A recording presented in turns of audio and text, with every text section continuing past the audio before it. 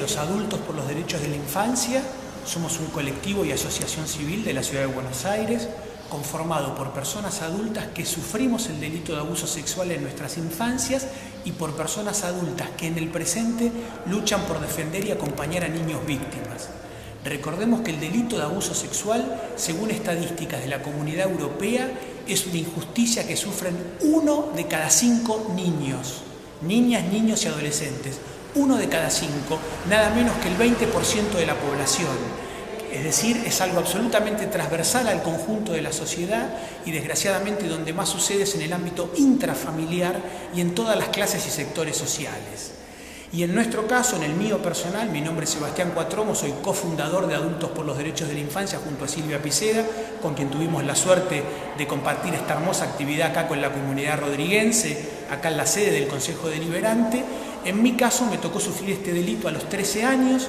cuando era un alumno de 7º grado de escuela primaria, en el colegio al que asistía como alumno, Colegio Marianista en el barrio de Caballito de la Ciudad de Buenos Aires, que es un colegio privado confesional católico de la Congregación de los Hermanos Marianistas, y me tocó sufrir este delito al igual que a otros niños, compañeros míos de la misma edad, que lo sufrieron a manos del mismo agresor, el entonces religioso y docente Fernando Picciocchi. Y como les cuento, lo sufrí a los 13 años y durante 10 años sobrellevé en silencio esta injusticia, sintiendo que no podía compartirla ni confiarla con ninguno de los adultos que me rodeaban, ni con mis padres, con los cuales vivía en el hogar familiar junto con hermanas, ni con ningunos otros familiares, abuelas, abuelos, tías, tíos, ni tampoco con ninguno de los adultos que tenían aquel colegio marianista en el que era alumno y además donde me tocaba sufrir el delito, colegio que estaba lleno de adultos docentes, religiosos, directivos, también docentes mujeres. Realmente me sentía totalmente solo y desamparado a mis 13 años, sufriendo este delito y sintiendo que no tenía adultos confiables a los cuales recurrir para pedirles ayuda y además sintiendo un sentimiento muy injusto de vergüenza y de autorrecriminación por lo que me estaba pasando, que esta es otra de las características más injustas del delito de abuso sexual en la infancia, y es que la niña, el niño, el adolescente víctima se autocarga, se autorrecrimina por lo que le está pasando, cuando en realidad está clarísimo que acá el único responsable es el adulto agresor y la niña o el niño víctima no tiene ningún tipo de responsabilidad ni de culpa en lo que le está pasando. Pero sin embargo, ese sentimiento de culpa y de vergüenza lo sobrelleva la víctima nada menos. Y en mi caso fueron 10 años el tiempo que sobrellevé en silencio y sufriendo en soledad esta injusticia, hasta que finalmente, siendo mayor de edad, a los 22 años, logré un buen día ponerlo en palabras, con un amigo, ex compañero de aquel colegio, que no había sido víctima, por suerte, de este agresor. Y a partir de ahí, en ese momento, 10 años después, como les digo, de haber sido víctima del delito, tuve una sensación y una necesidad muy fuerte de tratar de emprender un camino de reparación y de justicia por lo que me había pasado, y así fue como presenté una denuncia en el Poder Judicial Nacional, con sede en la Ciudad de Buenos Aires, que originó una causa penal que luego la tuve que luchar durante 12 años,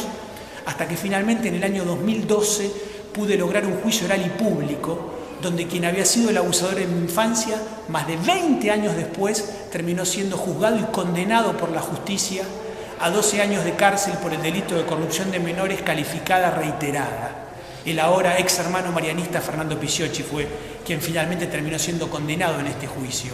Y en ocasión de este juicio oral y público del año 2012 fue cuando hice pública mi historia por primera vez a través de distintos medios periodísticos, con el sueño, con el anhelo y con el sentido de que lo que había sufrido como adolescente y luego los largos años de lucha como adulto en búsqueda de reparación y de justicia no quedaran para mí, sino que pudieran tener un sentido de trascendencia social y colectiva, que le pudieran servir a los demás y que pudieran servir para dar cuenta de esta enorme injusticia.